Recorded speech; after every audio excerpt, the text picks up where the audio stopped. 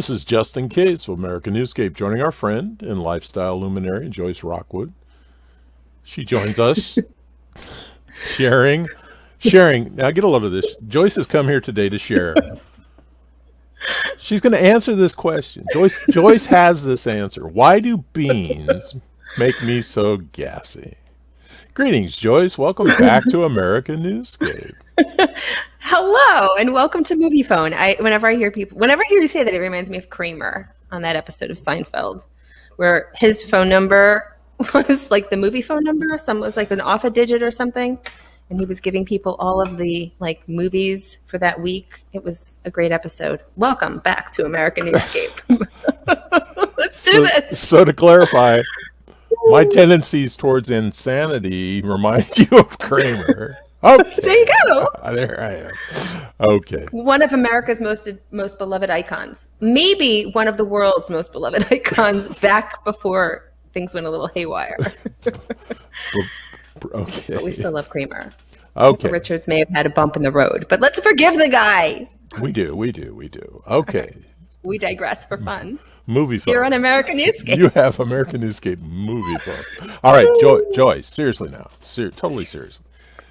You've spoken with us many times about those natural options for increasing our vitality and for reversing illness.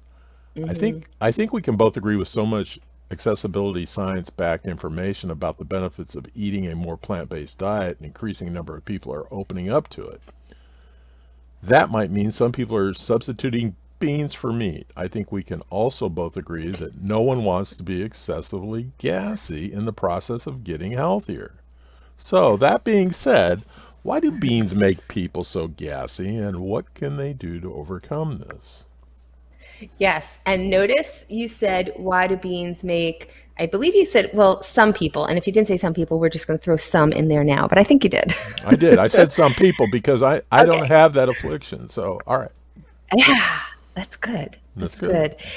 I'm glad to hear that doesn't happen for you. So let's break it down, right? So the first part is, why do beans make some people so gassy? Well, we've spoken a lot here about the benefits of integrating proper food combinations, proper food combining principles when we eat our meals to reduce gas, improve our energy, have better sleep, more radiant skin. The list goes on and on.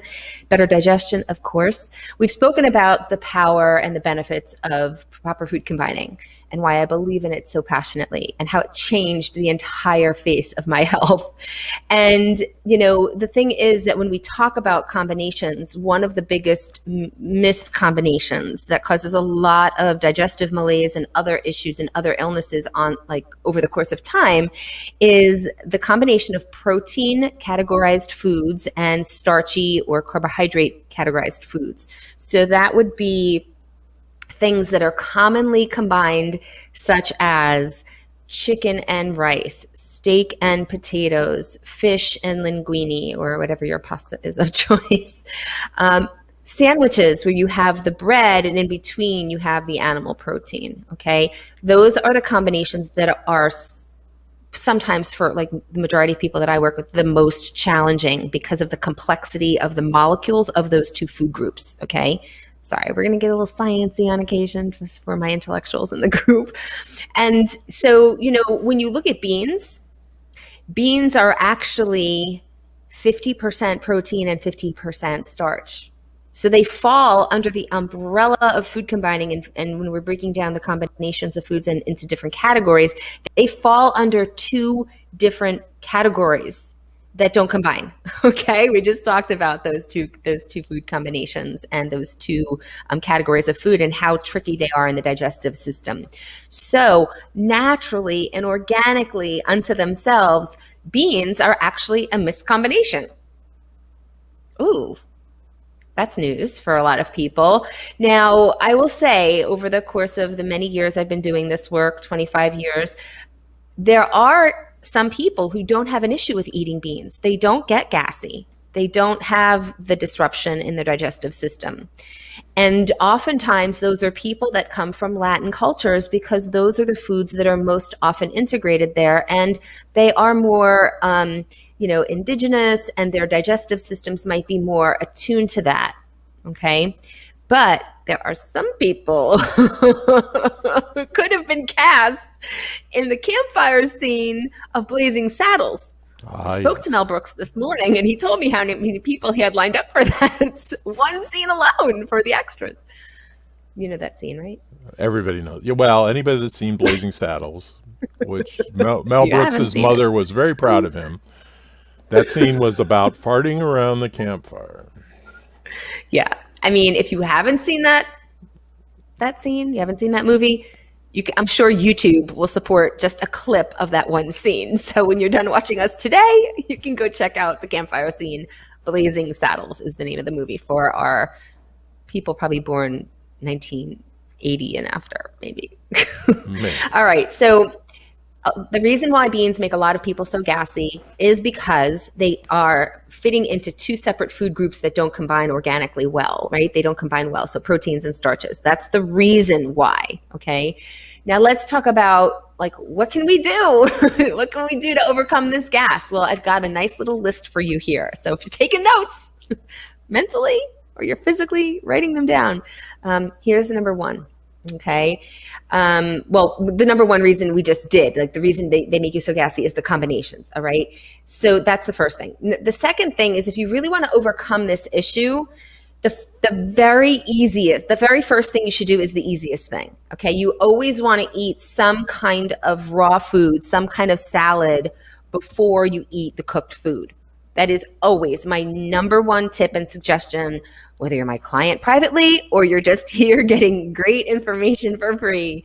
Eat the salad first. Any kind of water-containing raw vegetables are always going to elevate detoxification, improve digestion, and enhance your longevity.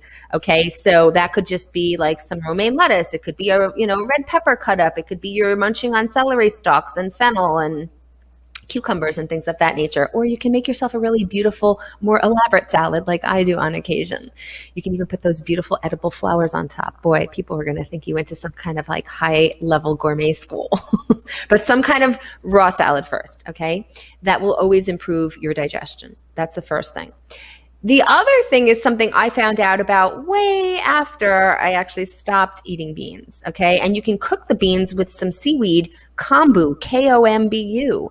Kombu is a seaweed, and if you cook it with the beans, it tends to break down some of the digestive issues that your body can't. It starts to break down some of the excessive gassiness that can sometimes be a result of eating the beans without. Okay, so kombu.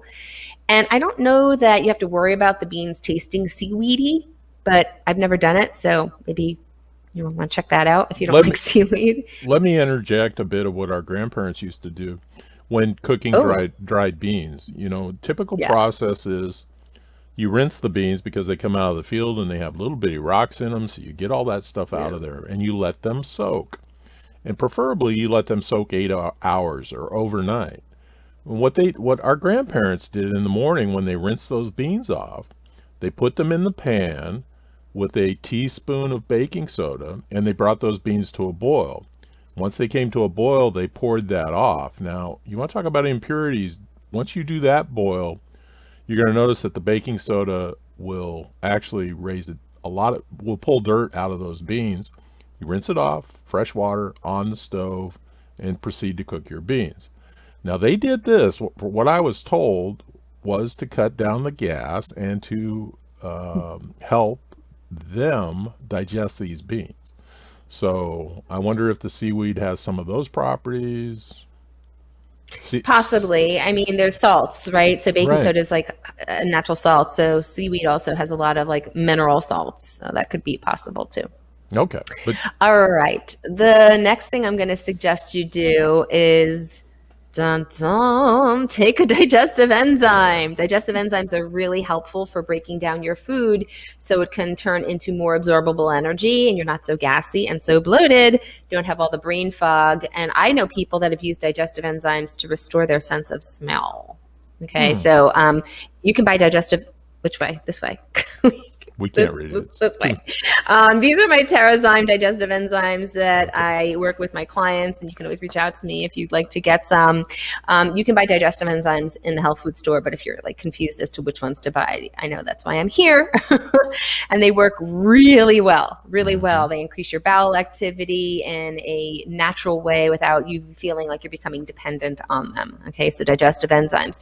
The other thing that I work with my clients that works really fast are some essential oils. The one that I really like the most, because it's a combination and it's a blend, is Digest Zen, for the obvious reasons in the name itself. It's telling you what it does, right? Digest Zen. And you can put a drop of this in drinking water. It has peppermint, tarragon, caraway, cardamom, ginger, fennel, anise, all the good stuff.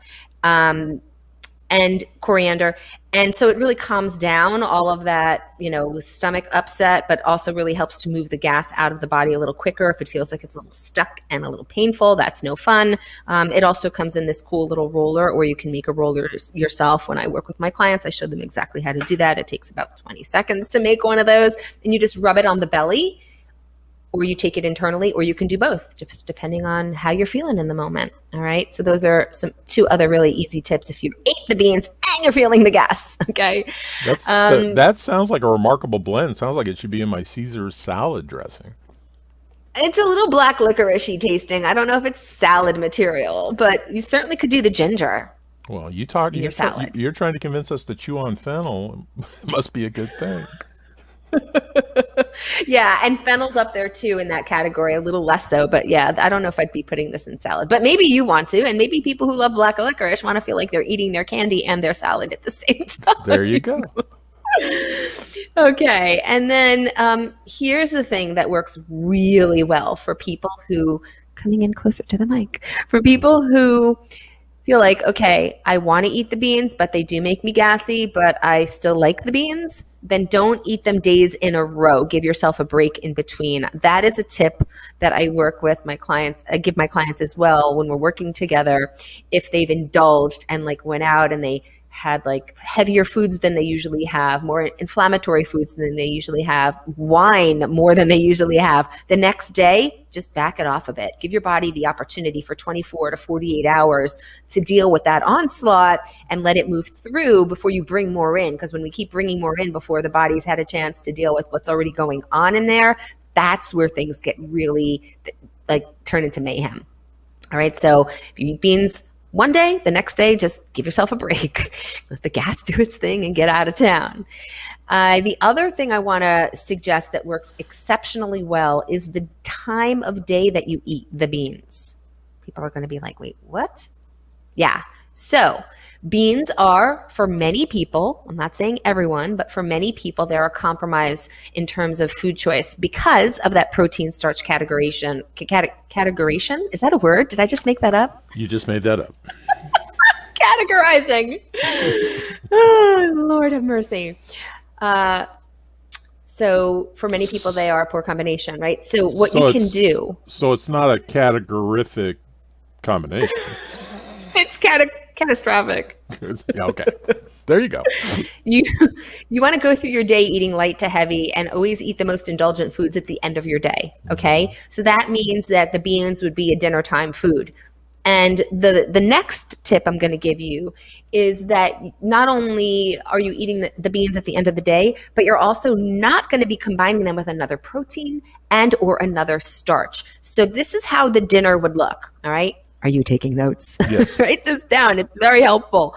Salad first, okay? Or just some raw cut up water-containing veggies as you're maybe cooking. And then you have whatever array of cooked vegetables that are non-starchy, because I know potatoes are a vegetable for many people. But we're talking about like non-starchy vegetables, green beans, okra, spinach, kale, broccoli, carrots, parsnips, string beans. If I didn't say those already, I'll say them again. String beans. Who doesn't love string beans? Those kinds of vegetables with the beans. And yes, you can saute up like, onions and garlic and mixed veggies and have that with the beans and do it that way. And just leave out any other rices. I know people are going to get on me. They think like the rices and the beans are the perfect balance of amino acids and proteins. Not if you're full of gas. I second that notion to not eat them together.